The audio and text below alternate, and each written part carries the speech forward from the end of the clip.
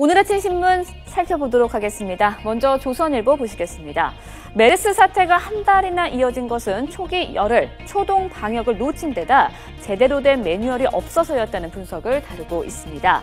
환자는 물론이고요. 병원이나 보건당국 모두 메르스에 대한 정보가 전혀 없었고요. 감염병 단계별 매뉴얼도 없었습니다. 특히 메르스 진단 이후 며칠이 지나서야 중앙대책위원회가 꾸려졌고 컨트롤타워도 없이 기관 지자체별로 대처가 우왕좌왕했다는 분석입니다.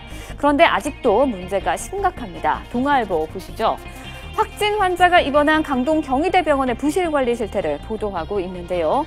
환자가 입원한 음압병실 바로 옆에 일반 병실이 위치해 있고요. 복도 앞을 제대로 통제도 하지 않고 있었습니다. 또 의료진은 방역법도 잊지 않고 있었습니다. 심지어 같은 층의 보호자들에게는 메르스 환자를 다른 병동으로 옮겼다고 거짓말까지 한 것으로 전해졌는데요. 추가 감염 우려가 높아지고 있습니다. 이렇게 메르스 대처에 대한 신뢰가 깨지면서 국민들은 불안한 하루하루를 보내고 있습니다. 경향신문 보시죠. 메르스 사태를 겪으면서 사람들은 가능한 밖에 안 나가고 사람을 만나도 악수하는 것을 꺼리고 손 씻기를 하루 수차례 반복하고 있습니다. 또 이른바 메르스 청정지역으로 피신해서 생활하는 사람도 있는데요. 정부를 못 믿겠으니 스스로 조심해야 한다면서 불안한 삶을 이어가고 있다는 분석입니다. 다음은 매일경제신문 보시겠습니다. 정부가 메르스에 따른 경제 충격을 완화하기 위해서 추경 예산 10조 원을 편성한다는 소식입니다. 세출과 세입 부분에서 각각 5조 원씩 추경 예산을 정한 것인데요. 이달 말 경제정책 방향에서 발표할 예정이라고 합니다.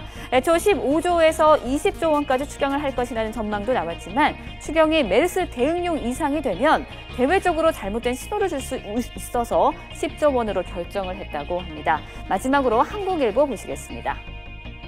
일본군 위안부 피해 할머니가 일본 정부와 기업 등을 상대로 미국 법원에 2천만 달러 손해배상 소송을 낸다는 소식입니다.